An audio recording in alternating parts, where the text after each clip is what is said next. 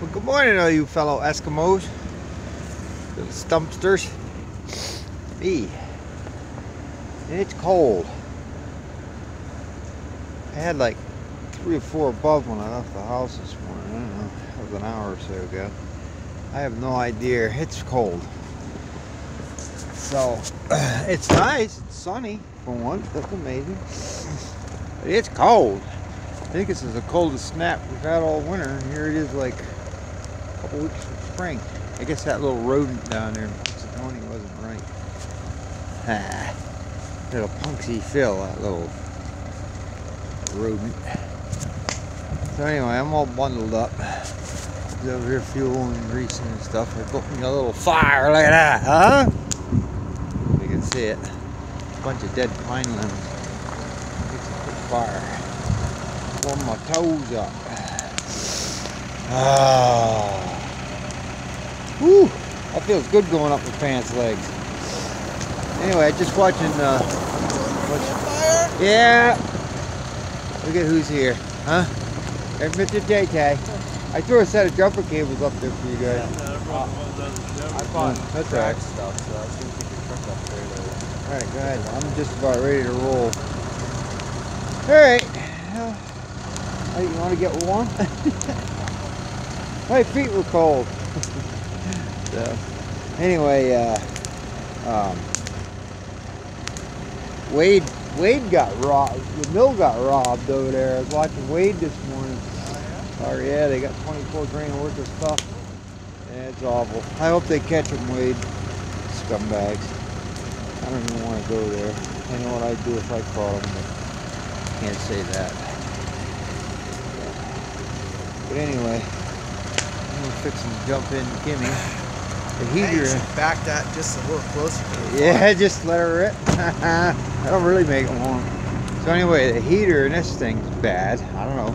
Another, you know, back when I was growing up, you know, a heater had a heater motor, had a rheostat to control the speed, and you had 2 pipes going into it. Warm water coming from the block, and a little 12-volt motor, like I said, with a rheostat controlling the speed. And I understood how that worked. This, oh, no. We had to put it all through the computer. So it sits there and blinks at me. High, because it's supposed to be on high. So it's just saying hi to me, right? And I don't know. There was one of those little, what do they call them? Actuators down in there that was, yeah, I need my drink. There's an actuator in there that was click, click, click, click. So I don't know if that's the problem or what. Alright, thank you. So even though it's cold, I still got my iced coffee from Mickey D's. I had a hot coffee and then I had to switch to cold.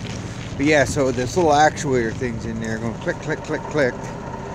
And so I tried unplugging it, and I actually disconnected the actuator rod to see if it would help, you know, if it was stuck or whatever. That didn't do anything. So I don't exactly know. I don't know what to do. I don't even like messing with it because I'll get pissed and take an axe to it. I can't stand this stuff. Yesterday the guys were in the shop all day, 3 guys, all day to get the fan running on that Peterbilt. Again, it runs through some computer with some resistor. You got to take the whole dashboard apart and then find this little piece of junk and replace it. So they lost the whole day trucking because of that. This stuff's too complicated, people. We got to make it simple. Simple. You know, I'm sorry, but we were at the pinnacle of power and performance and, you know, mechanical wise. And you know, they're telling you, oh, these computers make it so much more efficient and whatever. Even if they make it 10% more efficient on fuel, it's not worth the aggravation. You can't fix it. I had a buddy of mine tell me yesterday he'd better have a 3-foot lever than a computer controlling something. It's just sad because you can't fix anything. You just can't. You know, and some smart ass will say, well, if you understood computers. Well, I'm not a computer scientist. I'm a logger. I don't want to be a computer scientist. I don't want computer screens in my login, but I would actually like to just be able to start it up and go to work, and if something messes up, you know, I know how to fix mechanical things. But I really don't, I don't want to go to school to be a computer technician. It's not my job. So I wish we could just build something simple. It's going to have to do a black market if we can't get rid of the EPA for the, you know, for the emissions crap. I don't know, but it's sad. It's just really pathetic. I lose so much time and money with this junk. Just, I mean, you got a machine, thing ain't got 4,000 hours on it, and ain't got no heat. And I really just, I don't know, I'm stymied. I don't know what to do. I just don't know what to do. I took it all apart, looked at it, there's nothing I can do. There's like, instead of having one wire going into a heater box, or 3 wires if it's 3-speed, whatever, you know, simple wiring system. It's got like a harness about 1 inch around with like 18 billion little pieces of like angel hair spaghetti in it. What do I do with that? I don't know what to do with that. So you go without heat. So I went and bought one of those little propane heaters and threw it in there for now just to warm the cab up so I can stand it. There's nothing more miserable. If you're out hiking around in this stuff and with your chainsaw and whatnot, you know, it's actually bearable because you're making heat. But when you're sitting in a machine, sitting there just wiggling your arms, running levers and stuff, your feet freeze and there's no heat in it. It's miserable. I don't get it. So I guess I gotta call them out, come out with a service truck and a computer and fix my heater blower motor. It'll probably be $3,000 or $4,000, you know, in road, because they charge you like, you know, 150 bucks an hour, and then another 45 or 50 bucks an hour for the truck, and another $75 an hour for each wrench they use, and then another $4 a mile for mileage, and another $3,000 for the call-out charge. I've never seen anything like it. If I could charge like that, I'd work for a day and retire. But anyway, that's what they do. So then you're screwed, right? You got I don't have the money right now. I don't have the extra money right now. We're trying to get caught up on bills. Mud season's coming. I don't dare ring the bill up. So I sit in a cab and freeze to death. Something more important will come along that I can spend $3 grand on than a heater motor. So what I think I'm going to do is I'm going to get one of them little S-bar heaters. They're like 169 bucks. I was looking at them on eBay or Amazon or one of them. You know, the old style, well, this is like a little bus heater. It's about the size of this tablet I'm talking to you on. It's like 5.5 by 10 inches wide or something, 5.5 inches tall, and 2 inches. It's got 2 water lines going in it. You take your hot and cold water, mount it to the wall in there somewhere, run it up. It's got a 12 volt fan on it, so I'll just find 12 volts on this. There's a 12 volt side on the electricity. Come off of it, plug it in, and have heat. One switch. I don't care if it runs hot all the time. Run it when you don't want it, shut it off. Put 2 gate valves, little ball valves on the engine. In the summertime, shut them off. Yeah, you got heat. So that's what I'm going to do, and it'll cost me $200-300 bucks, and I'll fix it. And I just don't know what else to do. Sorry guys, I'm venting again. Stuff drives me insane.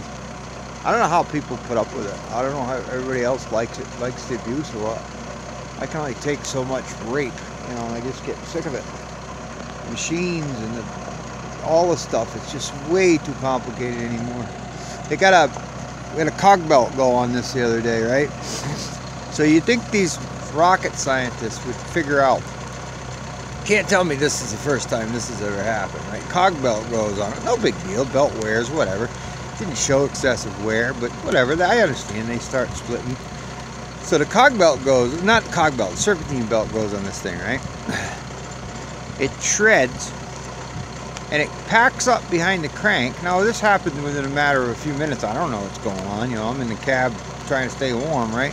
So the thing wraps around behind the crankshaft. It takes the crank seal out of it. You'd think these rocket scientists could figure out that if you put a little deflector behind the pulley, just a little piece of tin, it would prevent that from happening. But what happened is the whole belt, like 3 little pieces of belt, the rest of it all wrapped up behind the crank, and it must have poked the crank seal in. Probably the heat and the friction melted the crank seal. So now I got a crank seal leaking on it. It's not that bad. I've been putting quart or so a day in it. It's not like, but it looks terrible. It's splashed oil all over. So now we got to do that. We pull a crank seal out, pull a balancer off the crank seal in it. Just stupid stuff like this. Just, you know, a belt, no big deal, right? But a belt turns into a, you know, an engine rebuild. Just sickening. I don't know. I just wish stuff was simple again. You know, simplicity goes a long way. And then all these salespeople always, oh, you gotta buy this, you gotta try that, you gotta try one of our new L2. Oh, John Deere's got an L2 now. Oh, why do we need an L2? What happened to the L? It just come out with it 2 or 3 years ago, and it was the best thing since freaking sliced bread, right? Oh, Christ, it was gonna be better than an extra leg in an ass-kicking contest. The papers are full of them. Everybody's getting rid of them. That tells me something right there. The value of them, they don't hold the value worth of crap, so nobody wants them because they got computers in them.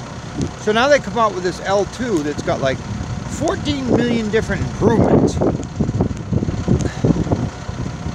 Don't that piss people off? It pisses me off. It's like, why did you need to make something, all these improvements on something that was supposed to be the best thing since sliced bread? I don't know. Alright, I gotta go to work. Making myself grim here. Alright, have a good day, guys. I just had to rant. I mean, you guys in this business, in any business, do you really like all these extra bells and whistles? I don't know. I don't think it's worth it. I mean, I don't know. Some basic creature comforts maybe, but you know what? This stuff's way too complicated anymore. I looked at a Barco out at the show in Oregon, right? It was that 270 Barco. I think it's like a shovel type thing. They had a processor on it. I opened a cab on it. It looked like a piece of logging equipment. I mean, it had a couple cushions glued to it, like the old stuff we always used to run. But it was a steel cab, ROPS included. It was square. If you ever had to put a window in it or something, Lexington, you could cut a nice square window. It was crude. It was comfortable. It had a nice seat in it. Fine. Simple heat and cooling system. Simple. It looked like something out of the 80s, you know, that I was used to. You know, not like prehistoric with a tin seat in it. I'm not talking that, but just simple, but fairly comfortable and just simple. You know, this thing's full of molded plastic. I took an axe to it the other day. I was so pissed off because the heat wouldn't work. I hacked a big chunk of it. I spent 45 minutes trying to get this panel out in there. Unscrewing this, dainty little clips, like automotive clips, trying to get, I said, frig this. I took my hatchet and hacked a big hole in it, pulled it out, threw it out in the friggin' fire and got rid of it. I don't know. Sickening. Sorry, ranting again. Making progress on this yarder thing. I'll keep you posted. I was going to do a video about that, but I won't. Twitter-pated about this stupid junk. Alright, see you guys. Have a good day. Now that I made you miserable. Nah, it's alright. I'm just venting. You're my therapy class. Thank you for my therapy. Ta-ta, guys.